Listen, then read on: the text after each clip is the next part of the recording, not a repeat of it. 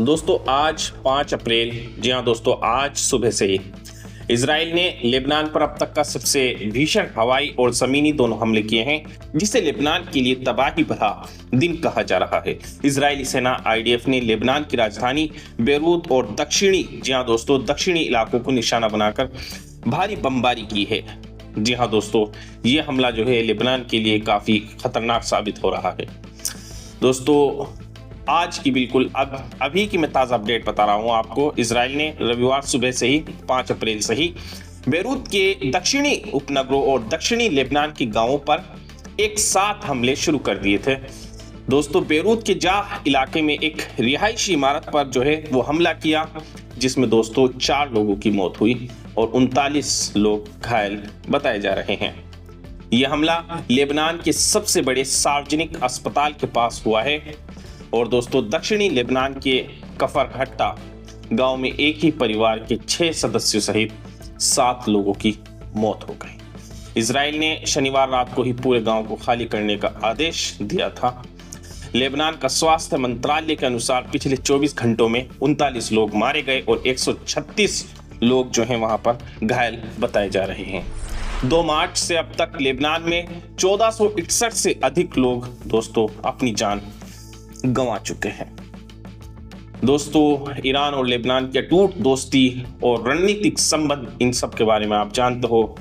खासकर हिजबुल्लाह के बीच जो रिश्ता महज दोस्ती नहीं बल्कि एक मजबूत साझेदारी भी थी ईरान के साथ। ईरान ने 1982 में लेबनान में हिजबुल्लाह को खड़ा किया था और आज हिजबुल्लाह लेबनान को सबसे बड़ी सैन्य और राजनीतिक ताकत है और ईरान के लिए इजराइल के खिलाफ सुरक्षा कवच का काम करता है। ईरान हर साल हिजबुल्लाह को करोड़ों डॉलर की वित्तीय मदद और आधुनिक हथियार जैसे फतेह और जिलजाल जैसे मिसाइलें मुहैया कराता है। और दोस्तों अभी की एक और बड़ी अपडेट निकलकर सामने आ रही है, वो ये है कि डोनाल्ड ट्रंप का यू टर्न, जी हाँ दोस्तों, असल में उनकी उस रणनीति का हिस्सा है ये यू टर्न, जिसे वे गाजर और छड़ी, कैरेट एंड स्टिक की नीति कहते हैं। आज 5 अप्रैल की ही खबर है दोस्तों। ट्रंप की एक तरफ से तो ईरान को पूरी तरह तबाह करने की धमकी जो है वो ट्रंप दे रहे हैं, लेकिन दूसरी तरफ उन्होंने अचानक समझौते डील के संकेत देकर सबको चौंका दिया है। इस पूरे यूटर्न मामले का जो है दोस्तों वो मैं आपको रिपोर्ट दे रहा हूं। वो ये है कि दोस्तों पूरी खबर, दोस्तों रविवार सुबह ट्रंप ने बेहद सख्त लहजे में कहा था कि अगर ईरान ने 48 घंटे में स्ट्रेट ऑफ हॉर्मुज़ नहीं खोला तो मंगलवार को पावर प्लांट और ब्रिज डे मनाया जाएगा, यानी अमेरिका ईरान के बिजली घरों और पुलों को बम से उड़ा देगा। दोस्तों लेकिन कुछ ही घंटों में यू टर्न, जी हाँ दोस्तों, कुछ ही घंटों में ट्रंप जो है वो यू टर्न लेते हैं। ट्रंप ने फॉक्स न्यूज को दिए इंटरव्यू में आज ही कहा कि उन्हें उम्मीद है कि सोमवार 6 अप्रैल तक ईरान के साथ एक बड़ी डील हो जाएगी। उन्होंने यहां तक कहा, मुझे लगता है कि कल एक अच्छा मौका है। वे अभी बातचीत कर रहे हैं। क्यों लेना पड़ा ये यू टर्न ट्रंप को? दोस्तों मैं आपको बता दूं, ट्रंप के इस बदलते रुख के पीछे कुछ कारण माने जा रहे हैं। जैसे कि दोस्तों मैं आपको बता दूं, तेल का वैश्विक संकट, ईरान द्वारा स्ट्रेट ऑफ हॉर्मुज़ बंद करने और कुवैत यानी यूएई के तेल ठिकानों पर जो हमले किए हैं इजराइल ने, तो दुनिया भर में तेल की कीमतें आसमान छू रही हैं। वैश्विक अर्थव्यवस्था को बचाने के लिए ट्रंप पर जो है समझौते का एक भारी दबाव है। और दोस्तों जैसे कि आप जानते हैं, पायलट का सफल रेस्क्यू, अमेरिकी कर्नल के सुरक्षित बच निकलने के बाद ट्रंप अब एक विजेता की स्थिति में है। उन्हें ऐसा लगता है अब वे बिना किसी दबाव के शांति वार्ता की मेज पर बैठ सकते हैं, क्योंकि उनके पास दिखाने के लिए एक बड़ी जीत है, ऐसा उनको लगता है ट्रंप को। और दोस्तों एक बात यह भी कही जा रही है कि पाकिस्तान के जरिए अमेरिका ने ईरान को एक 15 सूत्रीय शांति योजना, जी हाँ दोस्तों 15 पॉइंट पीस प्लान भेजी है, जिस पर पर्दे के पीछे बातचीत काफी आगे बढ़ चुकी है।